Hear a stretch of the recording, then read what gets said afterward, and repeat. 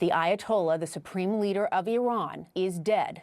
The Ayatollah has been killed. Iranian state media has confirmed the death of the country's supreme leader, Ali Khamenei. Khamenei's daughter, grandchild and 2 other family members were also killed in the strikes. Iran पर Israel और US के recent attack से सारी दुनिया डरी हुई थी। कुछ लोग specially Hindi news channels world war 3 का भी प्रेडिक्शन कर रहे थे, पर यह पहली बार नहीं है जब ईरान और वेस्टर्न वर्ल्ड आमने सामने है। ये दुश्मनी इससे काफी पहले से शुरू होती है। This is the story of why Iran hates the west. 16th century में ईरान एक शिया मुस्लिम देश बना, officially ending secularism in the country. तभी से यहाँ पर शाह रूल किया करते थे। नादिर शाह, जिसने दिल्ली को बहुत बेरहमी से लूटा था और उसे बर्बाद करके चला गया था, वो भी ईरान से ही आया था। नादिर शाह के मरने के बाद ईरान को कजर डायनेस्टी के शाह रूल कर रहे थे। कजर डायनेस्टी के शाह काफी कमजोर और स्मॉल माइंडेड थे, जिन्होंने ईरान की जनता के लिए कुछ भी नहीं किया। जहाँ दुनिया मॉडर्न हो रही थी, कजर डायनेस्टी के अंदर ईरान और पीछे चला गया। कजर डायनेस्टी के कमजोर रूल की वजह से उस वक्त की 2 बड़ी फॉरेन पावर्स ब्रिटेन और रशिया की नजर ईरान पर पड़ी। रशिया अपनी बॉर्डर को सेफ रखना चाहता था ईरान के एरियाज पे कंट्रोल करके, और ग्रेट ब्रिटेन सेफ एक्सेस चाहता था भारत में अपनी कॉलोनी के लिए। कजर किंग्स को इसमें अपना फायदा ही दिखा। अपनी अयाशी और लेविश टेस्ट को सपोर्ट करने के लिए उन्होंने ईरान की आम जनता पर ऑप्रेसिव टैक्स लगाए, गवर्नमेंट जॉब्स को बेचा, बिजनेसमैन की प्रॉपर्टी हड़प ली। जब ईरान में और पैसा नहीं बचा तो उसने फॉरेनर्स से पैसे कमाने का सोचा। उसके पहले कस्टमर्स थे ब्रिटिश। शाह ने ब्रिटेन को ईरान के राइट्स बेचना शुरू कर दिए। ब्रिटेन की कंपनीज को काफी कुछ बेच दिया गया। Exclusive mineral rights of Iran, bank establish करने के राइट्स, कॉमर्स के वन साइडेड और अनफेयर राइट्स, ये सब ईरान की जनता से छीन फॉरेनर्स को बेच दिया गया। ईरान की जनता इससे परेशान हो चुकी थी। ईरान में डेमोक्रेसी की पहली आवाज तब उठी जब ईरान के शाह ने ईरान की टोबैको इंडस्ट्री को सिर्फ 15,000 पाउंड्स में ब्रिटिश इंपीरियल टोबैको कंपनी को बेच दिया। अब ईरान का किसान अपनी टोबैको की फसल को सिर्फ इसी ब्रिटिश कंपनी को बेच सकता था, और ईरान के लोग सिर्फ ब्रिटिश ऑथराइज स्टोर्स से ही टोबैको प्रोडक्ट्स खरीद सकते थे। ईरान तब भी आज की तरह एक एग्रीकल्चरल और स्मोकर्स का देश था। किसी और चीज़ से ज़्यादा टोबैको इंडस्ट्री पर लिया गया ईरान के शाह का ये एक तरफा फैसला ईरान की जनता को ईरान के शाह और फॉरेन पावर्स के खिलाफ एक कर रहा था। लोगों की मांग थी कि अब उन्हें ईरान में डेमोक्रेसी चाहिए। कई सालों के संघर्ष के बाद आखिरकार 1905 में ईरान के शाह को देश में मजलिस या फिर पार्लियामेंट एस्टैब्लिश करना पड़ी। ईरान को उसका कॉन्स्टिट्यूशन मिला, जिसमें देश में रेगुलर इलेक्शंस का प्रोविजन था, पर ईरान का शाह अभी भी सुप्रीम अथॉरिटी था। उसी की मर्जी से प्राइम मिनिस्टर इलेक्ट हो सकता था। देश की आर्मी भी उसके कंट्रोल में ही थी, और ईरान में अभी भी फॉरेन पावर्स का डिफेक्टो कब्जा था, क्योंकि ईरान का कोई भी शाह फॉरेन पावर्स के सपोर्ट के बिना रूल नहीं कर सकता था। रशिया का इंटरेस्ट ईरान पे कम होता चला गया, स्पेशली जब 1917 में रशिया एक कम्युनिस्ट देश बन गया। पर ब्रिटेन ईरान में अभी भी उतना ही इंटरेस्टेड था, खासतौर से अब जब ईरान में ऑयल का लार्ज डिपॉजिट मिल गया। इस ऑयल को ड्रिल करने और बेचने के एक्सक्लूसिव राइट्स ईरान के शाह ने ब्रिटेन की एंग्लो पर्शियन ऑयल कंपनी को बेच दिए। No surprises there. शाह ने ये राइट्स ब्रिटेन को सिर्फ 20,000 पाउंड्स में बेच दिए थे, और इस ऑयल से जो फ्यूचर प्रॉफिट्स आने वाले थे उसमें ईरान को हिस्सा दिया गया सिर्फ 16%। ब्रिटेन ने ऑयल के साथ वही किया जो अपनी बाकी कॉलोनीज में कर रहा था, एक्सप्लॉइट। ईरान के ऑयल से वो मिलियंस कमा रहा था और बदले में ईरान को दे रहा था सिर्फ 16% का हिस्सा।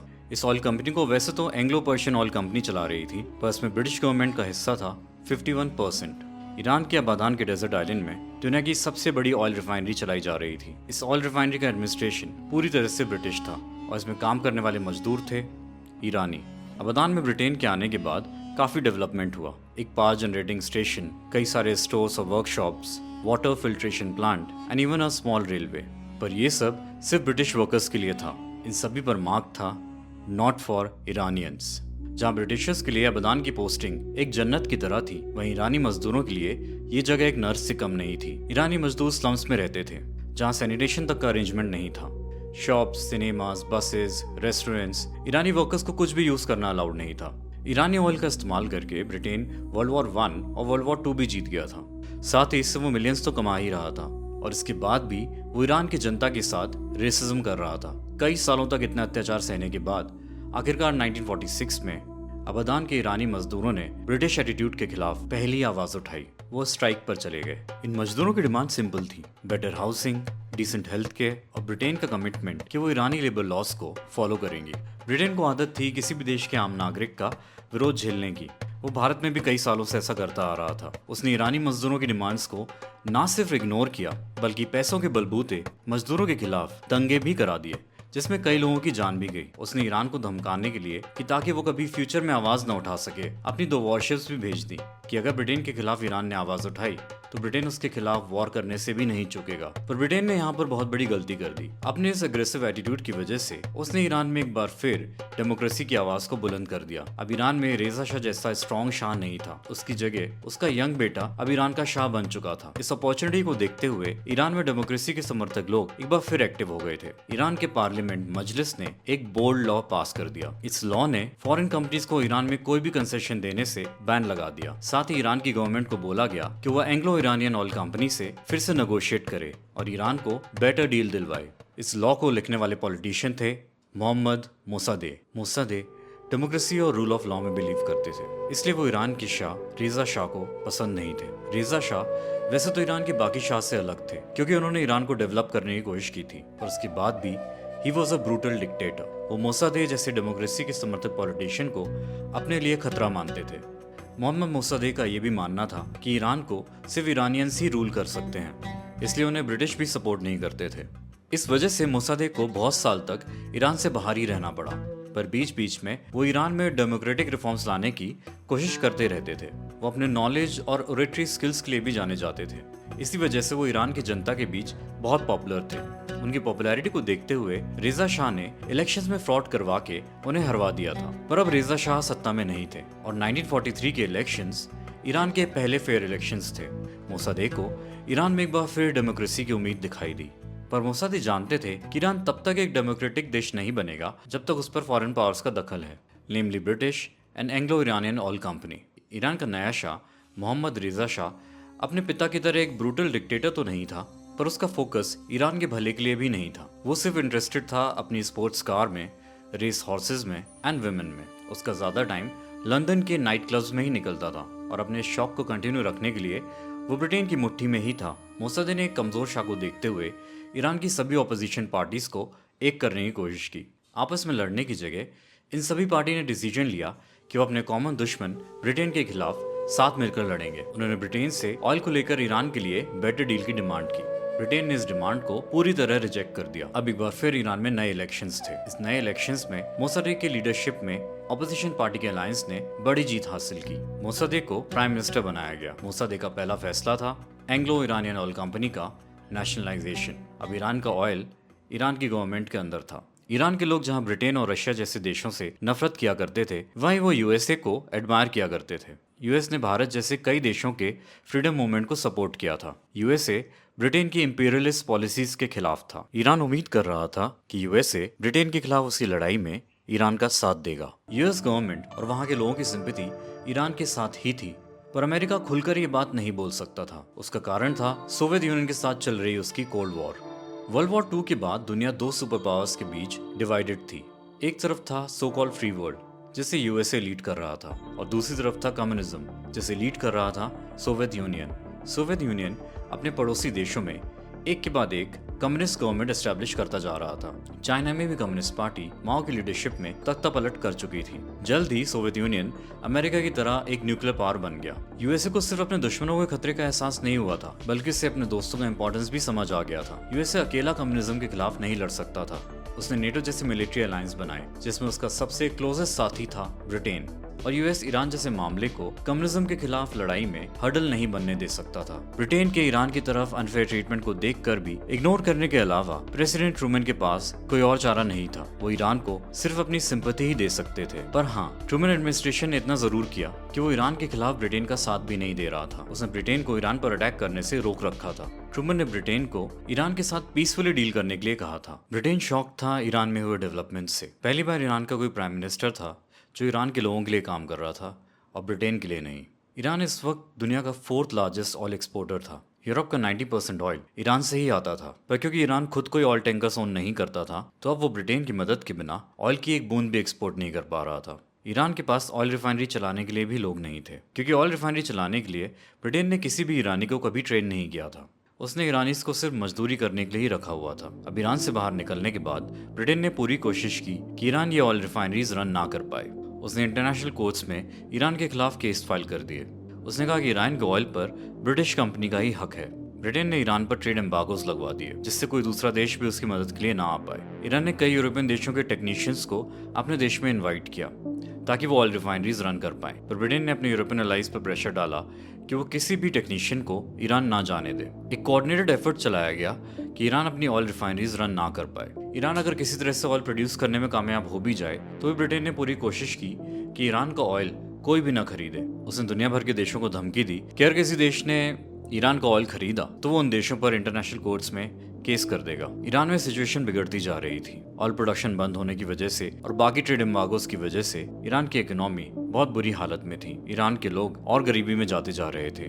प्राइम मिनिस्टर मोसादेक पर अब प्रेशर बढ़ता जा रहा था। ब्रिटेन जानता था कि वो ज्यादा दिन तक ईरान को ब्लैकमेल नहीं कर सकता था। ब्रिटेन में कई लोग सरकार पर प्रेशर डाल रहे थे कि वो ईरान पर ऑयल के लिए अटैक कर दे, पर इस पर यूएस और ब्रिटेन दोनों में ही लिबरल गवर्नमेंट थी। यूएस में प्रेसिडेंट ट्रूमन की सिंपैथी ईरान के साथ थी, वहीं ब्रिटेन के पीएम एटली एक सोशलिस्ट थे और उन्होंने ईरान जैसी थर्ड वर्ल्ड कंट्री पर ऑयल के लिए अटैक करने से साफ इनकार कर दिया। पर यह सब अब बदलने वाला था, क्योंकि ब्रिटेन और यूएसए दोनों ही देशों में इलेक्शंस होने वाले थे। ब्रिटेन में हुए इलेक्शंस में conservative party led by former prime minister Winston Churchill came to power. Winston Churchill is once again called to guide our destiny at a time of difficult uncertainty. Winston Churchill, जिन्होंने world war 2 के दौरान Britain को lead किया था और जिन्हें बाद में greatest Britain of the century कहा गया, एक बहुत बड़े रेसिस्ट और सुप्रीमिस्ट थे।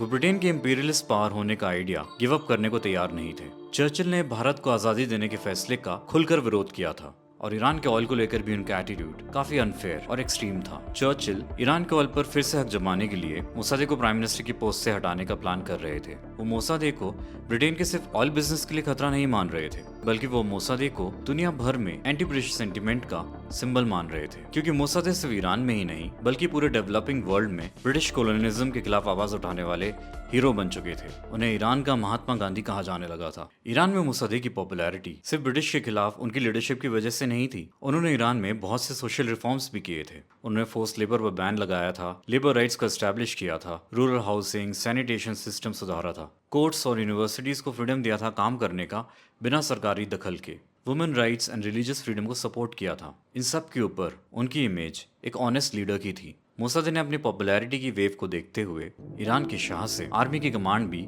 ईरानी गवर्नमेंट के अंदर ले ली थी। शाह मोसादेक के इस कदम से और उनकी बढ़ती पॉपुलैरिटी को देखते हुए अपनी पोजीशन को लेके घबरा गए थे। शाह को डर था कि उनकी पोजीशन अब सिर्फ सिंबॉलिक रह जाएगी। इससे पहले कि ब्रिटेन मोसादेक को हटाने की साजिश को अंजाम दे पाता, तेहरान में रूमर्स फैल चुके थे कि मोसादेक का तख्ता पलट करने की कॉन्स्पिरेसी हो रही है। इसे रोकने के लिए मोसादेक ने ब्रिटेन से ईरान के डिप्लोमेटिक रिलेशंस तोड़ दिए और सभी ब्रिटिश ऑफिशियल्स को 1 महीने के अंदर ईरान से निकाल दिया। ब्रिटेन के लिए ये एक बड़ा झटका था, क्योंकि अब वो मोसादेक के खिलाफ को ऑर्गेनाइज नहीं कर सकता था। अब अगर किसी को ये करना था तो वो है अमेरिका। मगर प्रेसिडेंट ट्रूमन के रहते हुए यूएस को इस coup के लिए राजी करना इम्पॉसिबल था। पर प्रेसिडेंट ट्रूमन ने डिसाइड किया कि वो नेक्स्ट इलेक्शंस में खड़े नहीं होंगे। I shall not be a candidate for re-election.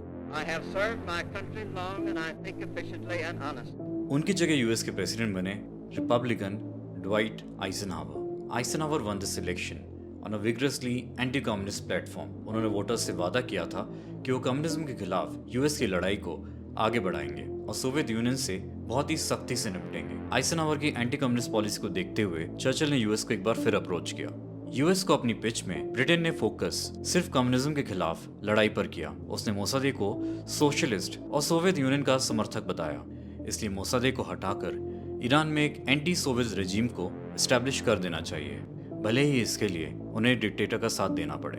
President Eisenhower की टीम काफी अग्रेसिव पॉलिसी रखने वाली थी कम्युनिज्म के खिलाफ और ब्रिटेन में ईरान के coup कराने के प्रपोजल को उन्होंने काफी जल्दी एक्सेप्ट कर लिया। अमेरिका, जिसके लिए अब तक फ्रीडम ज्यादा इंपॉर्टेंस रखता था, वो आइजनहावर के अंडर दुनिया को सिर्फ कोल्ड वॉर के नजरिए से देखना स्टार्ट कर चुका था। मोसादेक को हटाने की जिम्मेदारी दी गई CIA को, जिसे प्रेसिडेंट ट्रूमन ने फॉर्म किया था कम्युनिज्म के बढ़ते खतरे को देखते हुए।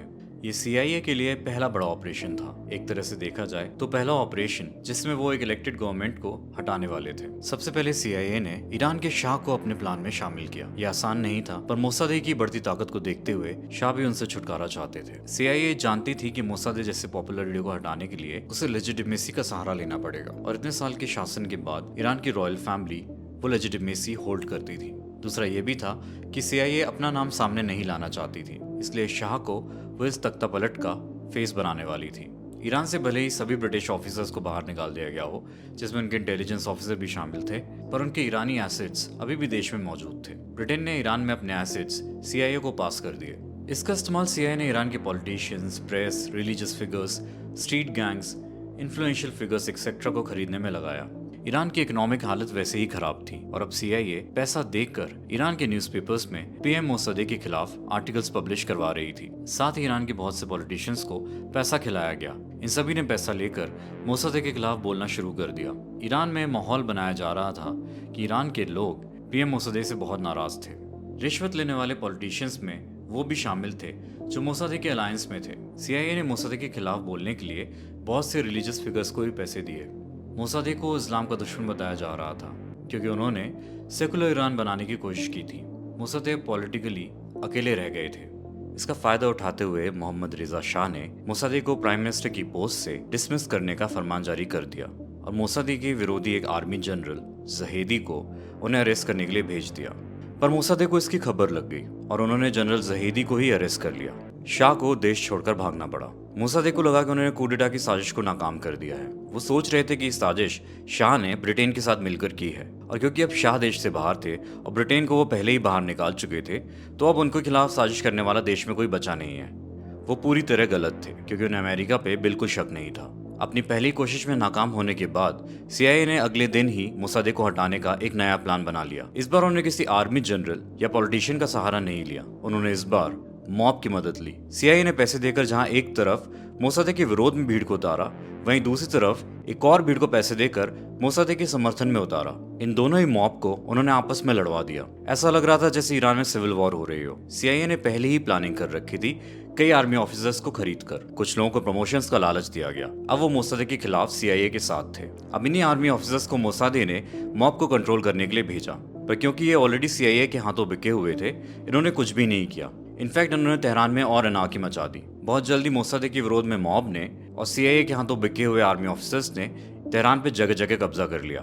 उन्होंने मोसद्देक के सपोर्टर्स को तेहरान में हर जगह गिरफ्तार किया हुआ था, जिसमें से एक आर्मी चीफ भी थे। तो अब मोसद्देक किसी को अपनी मदद के लिए भी नहीं बुला सकते थे। साथ ही CIA ने एक और चीज की। उन्होंने रेडियो के जरिए ये रूमर फैला दिया कि मोसादेक ने शाह को हटाने की कोशिश की थी, जबकि असल बात एग्जैक्टली ऑपोजिट थी। अब देश भर में यह खबर फैल गई कि मोसादेक को शाह की पावर चाहिए थी। क्योंकि ईरान में इतने साल से मुनाकी थी, लोग अभी भी शाह की फैमिली की इज्जत किया करते थे और इस खबर के फैलते ही मोसद्देक की इमेज और खराब हो गई। CIA अपने मिशन में कामयाब हो रहा था। मोसद्देक के सेक्रेटरी ने एंड में एडवाइस दी कि शायद उन्हें अब बचकर निकल जाना चाहिए, पर मोसद्देक कावर्ड नहीं थे। उन्होंने कहा कि वो इसी ऑफिस में मर जाना पसंद करेंगे। मोसद्देक का तख्ता पलट हो चुका था। मोसद्देक को प्राइम मिनिस्टर पद से हटाने के बाद ईरान में एक बार फिर डिक्टेटरशिप आ गई। मोहम्मद रिजा शाह ने देश पर करीब 26 साल एक डिक्टेटर की तरह राज किया। शाह ने वापस फॉरेन कंपनीज को ईरान में ऑयल इंडस्ट्री चलाने की परमिशन दे दी। जो एंग्लो ईरानियन ऑयल कंपनी थी, वो अपने नए नाम से जानी जाने लगी, ब्रिटिश पेट्रोलियम, BP, जो आज दुनिया की सबसे बड़ी पेट्रोलियम कंपनी में से एक है। क्योंकि अमेरिका ने ही मोसद्देक का तख्ता पलट किया था, तो वह अमेरिकी कंपनियों ने भी ऑयल इंडस्ट्री पर अपना हाथ जमाया। ईरान में आखिरकार शाह की डिक्टेटरशिप से तंग आकर वहाँ एक फंडामेंटलिस्ट इस्लामिक रूल आ गया। शाह को अमेरिका भागना पड़ा। ये इस्लामिक गवर्नमेंट दुनिया की सबसे कट्टर गवर्नमेंट में से एक साबित हुई। आगे जाकर उसने बहुत से टेररिस्ट ग्रुप्स का साथ दिया और उसका हाथ फ्यूचर के बहुत से टेररिस्ट अटैक्स में था। दुनिया को बड़ी भारी कीमत चुकानी पड़ी मिडिल ईस्ट में कोई डेमोक्रेसी ना होने की वजह से। इस coup d'etat का लॉन्ग टर्म इम्पैक्ट आज भी देखने को मिल रहा है। मोसद्देक मिडिल ईस्ट में डेमोक्रेसी का सिंबल थे। उन्होंने बताया कि डेमोक्रेसी से देश के लोगों का कितना भला किया जा सकता है और अगर वो अपनी गवर्नमेंट सक्सेसफुली रन कर पाते तो शायद मिडिल ईस्ट के बाकी देशों में भी डेमोक्रेसी आ पाती। शायद अमेरिका के इतिहास का ये सबसे बड़ा फॉरेन पॉलिसी ब्लंडर था, क्योंकि उसके बाद उसने एक के बाद एक कई देशों में इलेक्टेड गवर्नमेंट्स को हटाने की कोशिश की। इससे बाकी देशों को एक और मैसेज भी गया कि भले ही आप डिक्टेटर हो, the so called free world will support you.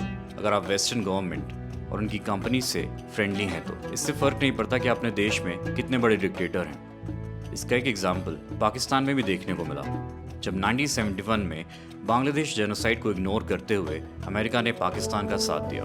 खैर, उस कहानी को कभी और डिस्कस करेंगे। ऐसी और स्टोरीज के लिए please subscribe to this channel और कमेंट सेक्शन में हमें ये ज़रूर बताइए कि आपको ये वीडियो कैसा लगा। जल्दी मिलेंगे एक नई स्टोरी के साथ।